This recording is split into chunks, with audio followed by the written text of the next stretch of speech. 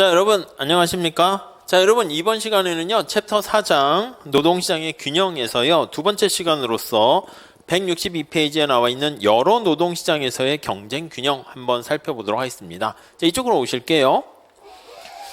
자, 우리가 지난 시간에 뭘 얘기했냐면 노동시장의 균형에 대해서 살펴봤는데요.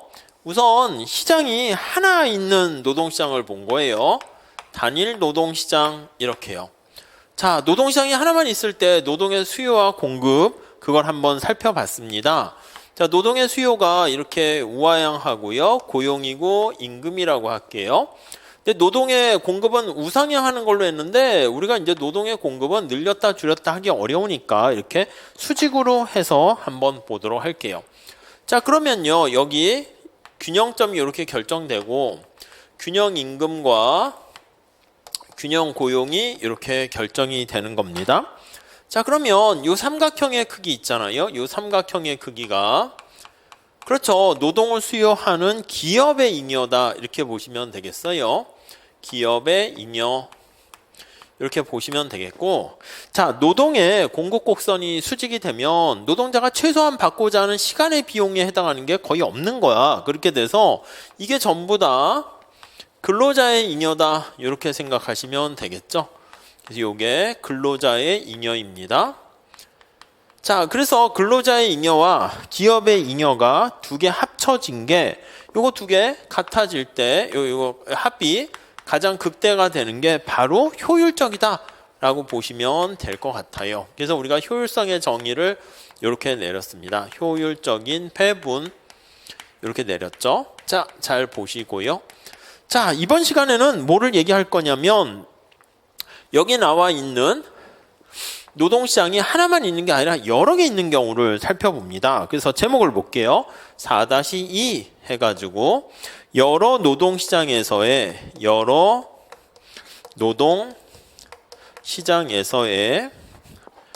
경쟁균형 이렇게 돼 있습니다. 자, 시장이 하나만 있는 게 아니라 두 개 이상 여러 개 있는 거예요. 자, 그래서 첫 번째 줄 볼게요. 앞에서 논의는 단일 고딕으로 되어 있죠. 단일 경쟁 노동시장에서 균형의 결과에 초점을 맞췄는데요. 그러나 한 경제에서는 심지어 비슷한 기술 수준을 가진 근로자들에 대해서도 많은 노동시장이 존재합니다. 이러한 노동시장들은 지역별로 시장이 나눠져 있을 수 있고 지역별로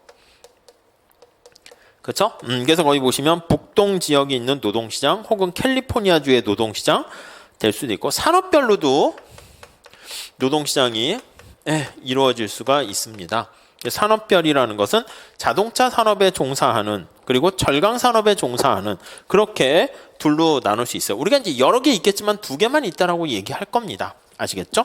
한 경제에 오직 북부와 남부 두 지역 우리가 지역별로 이렇게 얘기를 하려고 해요. 그래서 두 지역이 있어요. 그래서 북부 지역과 남부 지역 이렇게 있어요. 남부 지역 이렇게 돼 있습니다. 북부 지역과 남부 지역 이렇게 두 지역의 노동시장만이 존재하는 경우가 있는데 두 번째 줄 우리는 두 시장이 유사한 숙련도를 가진 근로자를 고용한다. 그러니까 근로자가 대체 가능하다는 겁니다. 유사한 어떤 기술을 가지고 있는 거예요. 숙련도를 가진 이렇게요. 숙련도를 가진 근로자를 고용하고요. 북부에서 일하는 근로자는 남부에서 근무하는 근로자 완전 대체. 그러니까 여기서도 갈 수 있고 여기서도 갈 수 있고 이렇게 돼 있는 거야. 그러니까 노동자들이 많이 있는데 그게 약간 이질적인 게 아니라 다 동질적이다 이렇게 보시면 되겠어요. 동질적인 노동자다 이렇게요. 우리가 나중에 이질적인 노동자로 또 얘기할 수도 있어요. 유사한, 동질적인 이게 똑같은 말로 뭐라고 얘기할 수 있습니까 하면 완전 대체가 가능하다 이렇게 끌고 갈게요. 완전 대체적이다 이렇게 봐주시죠. 오케이, 이해되시죠? 자, 그 다음에 그림 4-2는 두 개 노동시장의 각각의 노동 공급과 수요 곡선을 그림으로 나타내었고요. 북부, 남부. 논의를 단순화하기 위해서 노동의 공급 곡선은 수직. 그래서 우리가 위에 제가 미리 수직으로 표현했습니다. 완전 비탄력적이다. 그래서 여기 보시면 노동의 공급 곡선이 수직이다라고 하면 공급 곡선이 수직이면 수직인 경우인데, 자, 이거는 임금이 오르락 내리락 해도요, 거기에 아무런 영향이 없는 거야. 임금에 완전히 비탄력적이다. 이렇게 얘기를 할 수가 있게 되겠네요. 네. 자, 그래서 그래프로 한번 봐보도록 하겠습니다. 자, 왼쪽에 그래프가 북부 노동시장이고 오른쪽이 남부 노동시장이에요. 자, 두 노동시장이 있어요. 두 노동시장이 있습니다. 자, 노동에 대한 한계 생산이 똑같기 때문에 노동의 수요 곡선은 같이 그렸어요. 자, 여기는 북부 이렇게 있고요. 자, 여기는 남부 이렇게 노동시장이 이렇게 있습니다. 되셨죠? 자, 이런 상황에서요, 노동의 공급 곡선이 여기 북부는 노동이 노스 해서 이게 디맨드 노스, 여기는 노동에 대한 수요가 되게 똑같이 사우스인데 공급이 SS 이렇게 돼 있습니다. 이해 가시죠? 자, 우선 첫 번째 보시면 북부 지역에서 임금은 이렇게 높은 임금을 받고 있고요. 남부 지역에서 임금은 이렇게 낮은 임금을 받고 있습니다. 자, 163페이지 가볼게요. 자, 여기서 이제 북부 지역의 임금과 남부 지역의 임금 이렇게 있고, 두 번째 줄, 두 지역의 임금 차이가 지속적으로 유지되어 진정한 경쟁 균형이 될 수 있을까? 지금 현재 어떻게 돼 있는 상황이에요? 현재 북부 지역의 임금이 남부 지역의 임금보다 높은 상황을 지금 유지하고 있는 상황이에요. 오케이? 정답은 이게 계속 유지될 수 없다. 결국에는 두 번째 줄, 남부에 있는 근로자들이 북부에 있는 높은 임금을 보게 된다. 딱 보는 거죠. 능력도 똑같은데 왜 북부는 저렇게 임금을 많이 줘? 이렇게 생각하는 거예요. 임금의 차이가 발생한다니까요. 임금의 차이가 발생하게 되면 임금의 차이가 저절로 물이 위에서 아래로 흐르는 것처럼 해결됩니다. 남부의 근로자들이 짐을 싸서 북부로 이주하도록 권장하는 역할을 해요. 근로자들이 이동을 하는 거야. 그래서 남부의 근로자들이 북부로 이동을 합니다.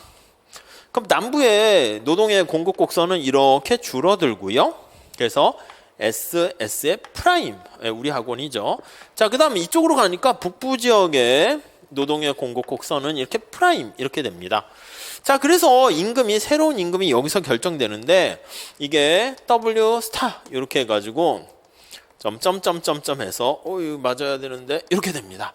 그렇죠? W 스타 이렇게 되면 더 이상 이동할 유인이 없는 거야. 임금이 같아지면. 그래서 이쪽으로 이동하게 되면은 남부 지역에서는 임금이 올라가고 북부 지역에서는 임금이 이렇게 내려가게 되는 것을 알 수가 있어요. 자, 그래서 거기 두 번째 줄 보세요.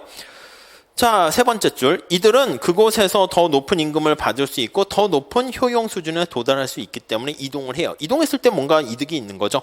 북부의 고용주들은 또한 이러한 임금 차이를 보고 남부로 이동해서 인건비를 절약할 수 있다는 사실을 깨닫기도 합니다. 그러니까 여기에 고용주들이 이동을 할 수도 있어요. 고용주들이 이동하면 어떻게 돼요? 여기에서 이쪽으로 가게 되니까 여기서는 수요가 줄고 여기서 수요가 는다? 그렇게도 할 수가 있어요. 근데 그거 그림은 여기 나와 있지는 않고요. 두 지역에 있는 근로자들의 숙련도가 똑같기 때문에 저렴한 노동을 고용함으로써 더 많은 돈을 벌 수 있다. 그래서 임금의 차이가 있으면, 이 임금의 차이가, 능력이 다르면 차이가 계속 유지되지만, 만약에 여기 나와 있는 것처럼 동질적인 노동인 경우, 노동자인 경우 완전 대체가 가능하다고 했습니다. 그러면 북부 지역의 임금과 남부 지역의 임금은 똑같게 된다. 이렇게 같아지게 된다라는 것을 알 수가 있습니다. 오케이. 자, 그래서 마지막 단락 보시죠. 근로자들이 자유롭게 이동할 수 있다면 이주의 흐름은 두 지역의 노동 공급 곡선의 이동을 유발하게 되고요. 남부에서 근로자들이 북부로 이동을 하게 되면서 북부의 공급 곡선은 왼쪽으로 이동을 하게 되는 것이고, 그 다음에 거기 보시면은 결과적으로 남부의 임금은 올라간다. 여기 얘는 왼쪽으로 이동하고 얘는 오른쪽으로 이동해서 임금 올라가고 임금 내려가는 거 알 수가 있죠. 자, 밑에서 두 번째 줄 보세요. 북부에서는 남부 근로자들이 유입되면서 노동 공급 곡선이 오른쪽으로 이동을 하고 북부의 임금을 올라가도록 만듭니다. 네, 따라오셨죠? 다음 페이지 가보시죠. 자, 첫 번째 줄, 노동시장에서 근로자의 진입과 이탈이 자유로우면, 그러니까 노동자들이 이동한다니까. 그래서 결국 여기서 얘기하는 것은 노동시장에서 시장에서 근로자들이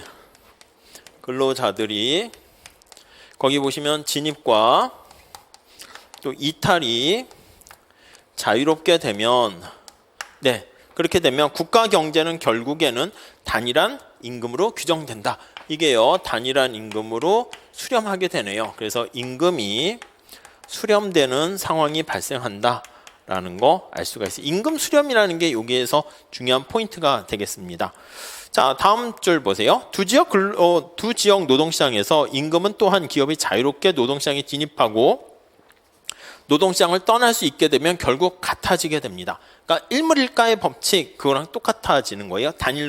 동일 노동, 동일 임금의 원칙, 이렇게요. 북부에 있는 기업이 공장의 문을 닫고 남부로 이동하게 되면 북부 노동시장의 수요 곡선은 왼쪽으로, 이거는 바로 노동의 수요 곡선이 이동하는 걸로 설명을 한 겁니다.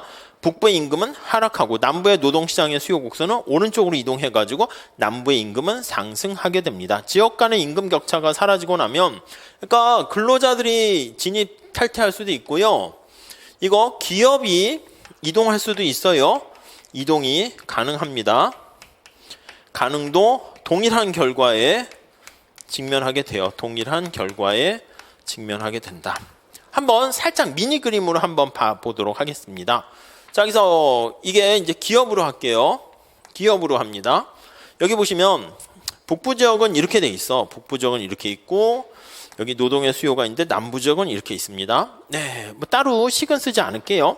그럼 북부 지역에 이제 이게 근로자가 이제 기업이잖아. 근로자가 노동의 공급자가 이동했는데 기업이 북부 지역에 있는 기업이고요. 노동의 수요자, 남부 지역에 있는 노동의 수요자인데요.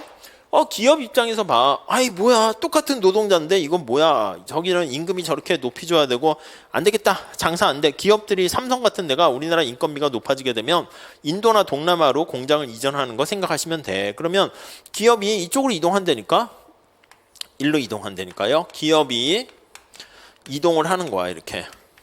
그럼 노동에 대한 수요가 이쪽으로 이전하는 거예요. 노동에 대한 수요가 이렇게 이전해서 가게 되는 거예요. 그럼 여기서 노동에 대한 수요가 이렇게 올라갑니다. 이해 가시겠죠? 자, 그러면 임금이 여기서부터 이렇게 낮아지는 결과를 초래하게 되고요. 점점점점점 이렇게 돼서 여기까지 되는 거예요. 그래서 여기서부터는 임금이 올라가는 결과를 초래합니다. 결과는 똑같은 거 이해되시죠? 근데 이 경우는 기업이 이동하면서 균형 임금으로 수렴하게 되는 거 알 수가 있어요.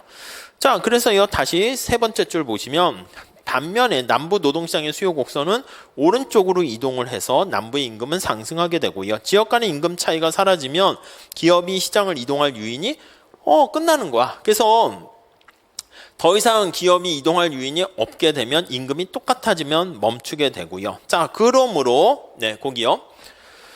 자, 그러므로 근로자 혹은 기업이 노동시장을 자유롭게 진입하고 이탈할 수 있는 한, 그래서 근로자들이 진입과 이탈이 가능하거나 기업이 진입과 이탈, 이동이 가능하다라고 하면은요, 경제는 단일한 임금으로 수렴하게 된다라는 거 알 수가 있어요. 그래서 단일한, 그냥 이쪽으로 쓸게요. 단일한 임금으로 수렴한다. 이렇게 보시면 되겠습니다. 이해 가시죠? 임금이 똑같아지는 거 봤고요. 자, 효율성을 한번 제고해 본다. 우리가 효율성 측면에서 얘기를 해야 되는 거 아니겠습니까? 그래서 효율성의 제고, 이렇게 이름은 붙였어요. 자, 우리가 이제 효율성은 노동의 잉여, 그리고 노동자의 잉여, 기업의 잉여, 이렇게 보는 거예요. 자, 첫 번째 줄, 경쟁균형의 단일 임금 특징은 경제적 효율성에 대한 중요한 의미를 갖게 되는데, 경쟁균형에서 임금이 노동의 한계 생산 가치와 같다는 사실을 기억해 보자.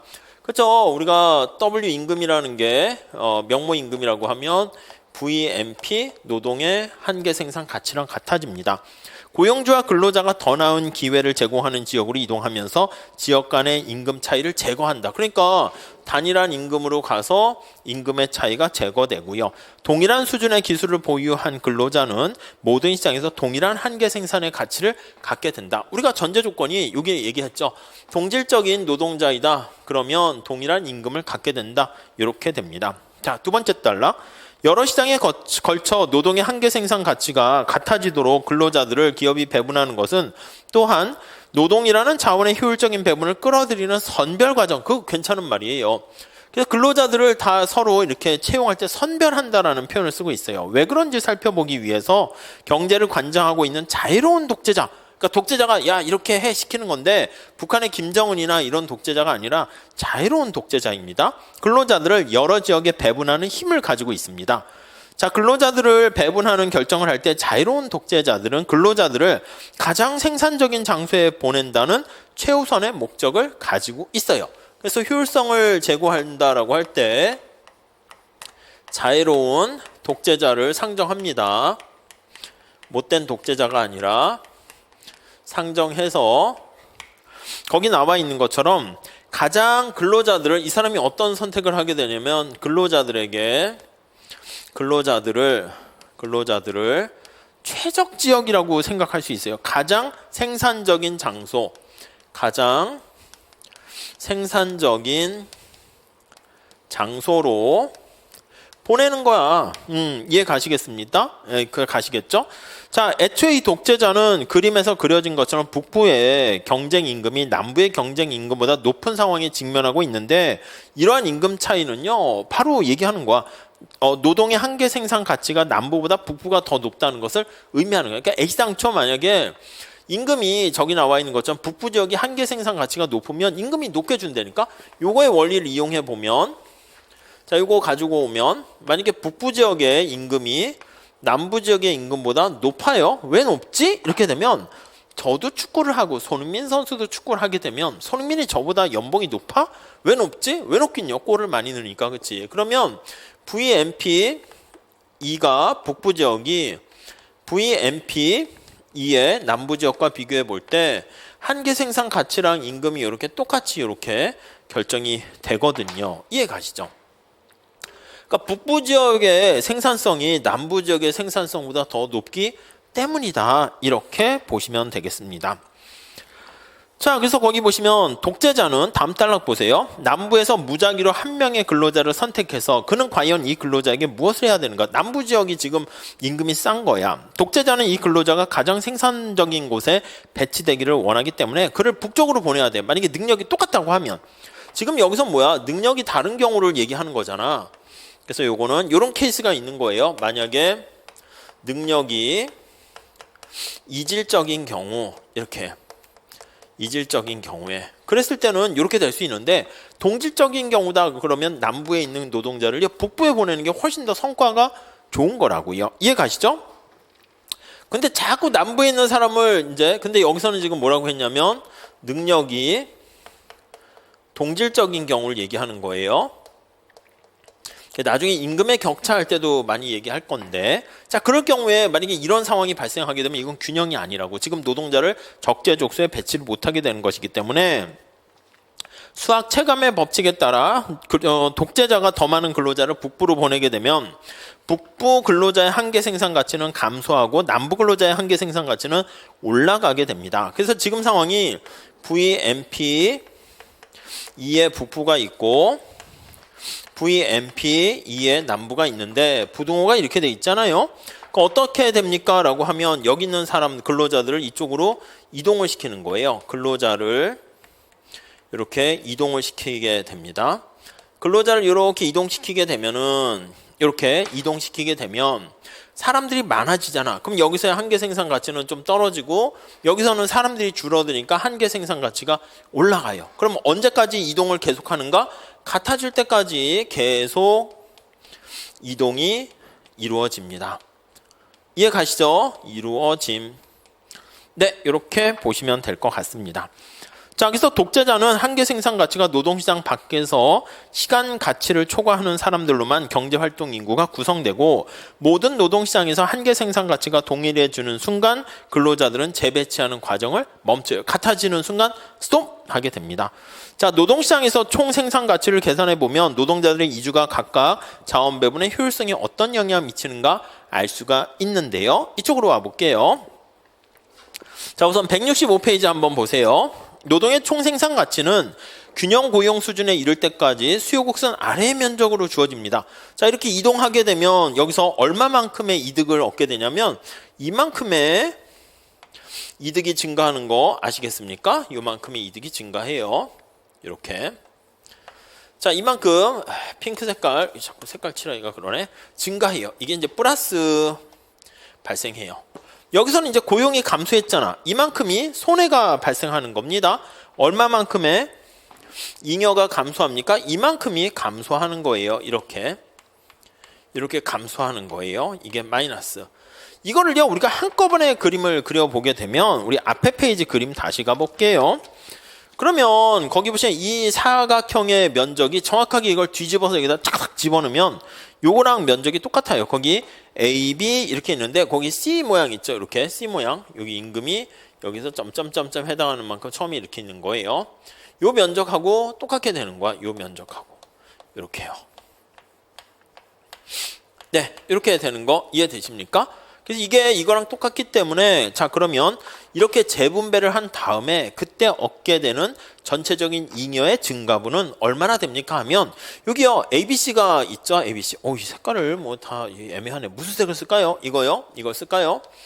파란 색깔만큼. 요거요. 요만큼이 이동을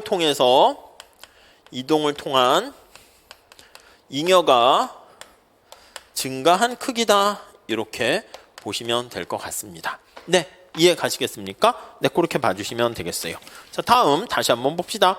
164페이지 두 번째 달러 볼게요. 자, 160 거기 5페이지 두 번째 달러 볼게요.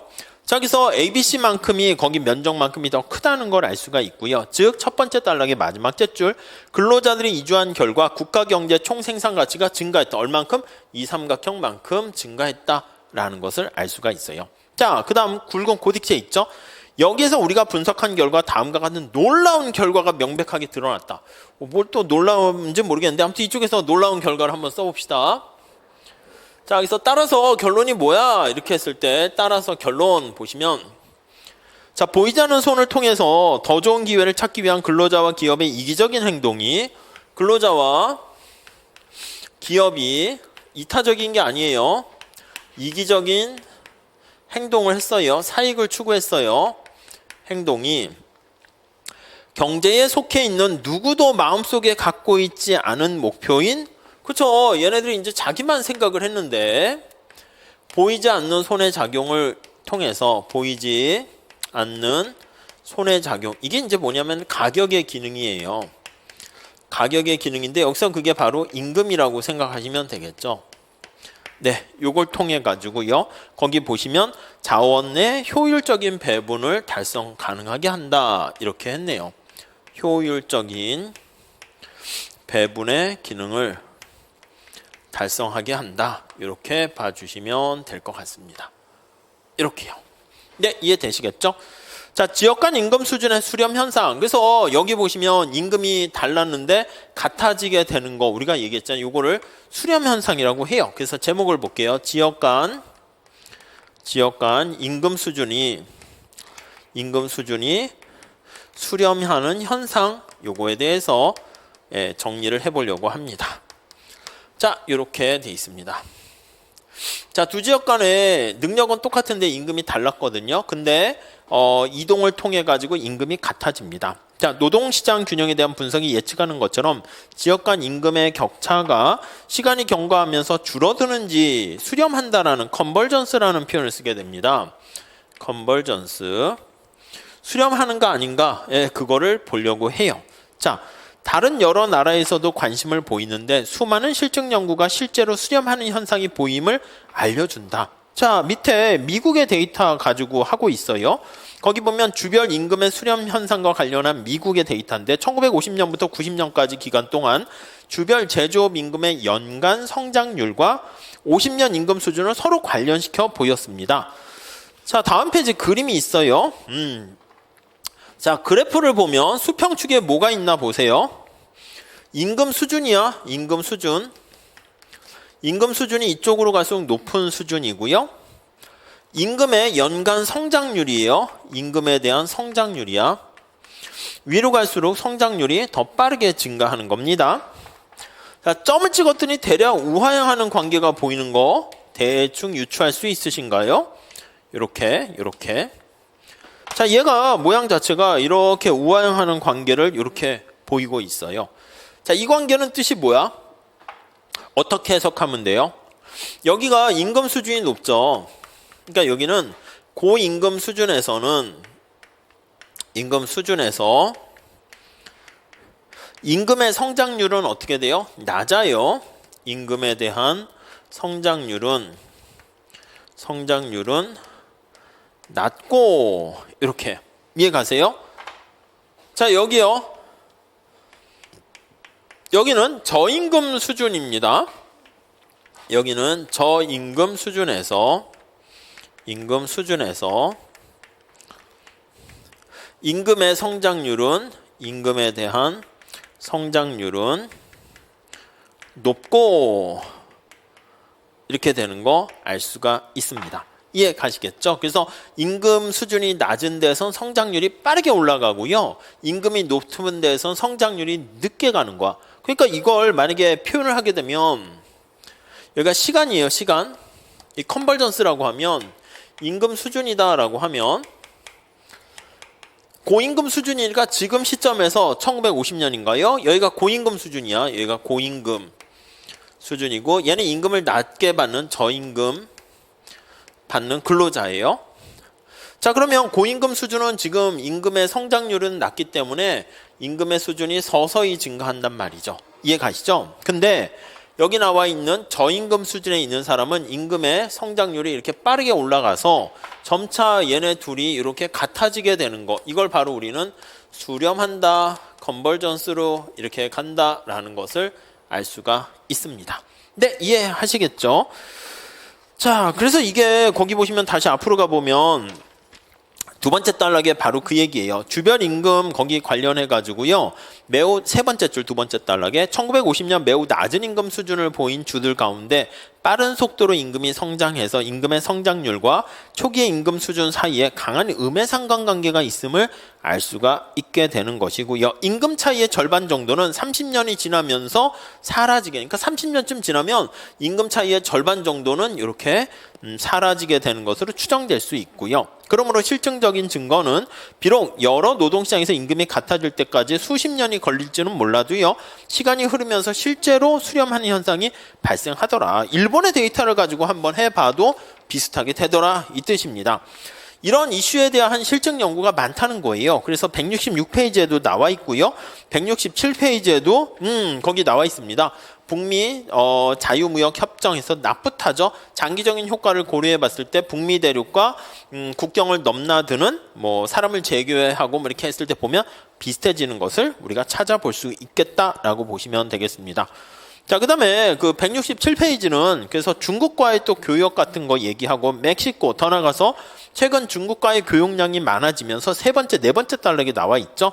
미국의 노동시장에 차별적인 영향을 미치게 되는 거 그런 것도 나와 있는데 거기까지는 좀 아직 우리 시험에서는 출제되기가 그래요. 그래서 요 컨버전스 되는 현상까지만 좀 보시면 되겠어요. 자, 여기서 우리가 이번 시간에 본 건 요겁니다. 첫 번째는 어느 단일한 노동시장만 놓고 본 게 아니라 두 개 노동시장을 가지고 같이 한번 비교해 본 것이고, 자, 근로자들이 사익을 추구했어요. 경제학에서는 개개인의 프라이빗 이익을 추구했는데 보이지 않는 손에 의해서 효율적인 자원 배분이라는 것은 공공의 이익으로 이렇게 환원되더라라는 것을 보여주고 있습니다. 그래서 지역 간의 임금 수준의 수렴 현상이라는 게 성립되는 게 실제로 우리가 확인할 수도 있었다. 그런 거 우리가 보시면 될 것 같습니다. 아시겠죠? 네, 그렇게 보시면 되겠고요. 특히 무역량이 많아지면서 이러한 컨버전스 효과는 더욱더 많이 확연하게 볼 수 있었다. 라고 정리하시면 되겠습니다. 자, 이렇게 해서 이번 시간에는 임금이 보이지 않는 손에 의해서 같아질 때까지 수렴하는 현상, 요거 두 개의 노동시장을 가지고 근로자가 이동하거나 아니면 기업이 이동하거나 두 가지가 있으니까 둘 다 머릿속에 잘 좀 체크해 두셨으면 좋겠습니다. 자, 그래서 우리가 이번 시간에는요, 노동시장에 단일 노동시장 말고 여러 노동시장에서의 수렴하면서 임금이 같아지는 것을 살펴봤어요. 자, 그 다음에 그 다음 페이지에 가보시면요, 3절에 정책 응용 사례에서 급여세와 보조금 나와 있는데 요거는 과거에 시험 문제 나온 적이 있어요. 2, 3년 전에 나온 적이 있는데 그래도 수요 공급과 관련된 기본적인 거예요. 보조금을 지급하거나 아니면 텍스를 부과하거나 효과가 동일하게 된다라는 그런 거랑 이제 조세 같은 것도 마찬가지고 보조금도 마찬가지예요. 전가와 귀착이 어떻게 되는가 그걸 확인해 볼 수 있는 수요 공급을 확인할 수 있는 좋은 사례가 아닌가 생각합니다. 이거 다음 시간에 할게요. 다음 시간에 요거랑 사중 손실 그런 것들 그리고 고용보조금 그거 한번 살펴보고요. 그거랑 또 조금 더 들어가면 4절에 또 정책 응용 사례에서 급여세 대 법정 부과 혜택 그거까지도 우리가 또 한번 살펴보도록 할 겁니다. 아셨죠? 그리고 그 다음에 아마 또 출제 가능성이 있는 게 이민자의 노동시장의 영향 그게 또 거기 나와 있는데 그것도 한번 더 추가적으로 살펴보도록 할게요. 자, 우선 여기까지 하고요. 다음 시간에 이어서 또 같이 공부해 보도록 하겠습니다. 감사합니다.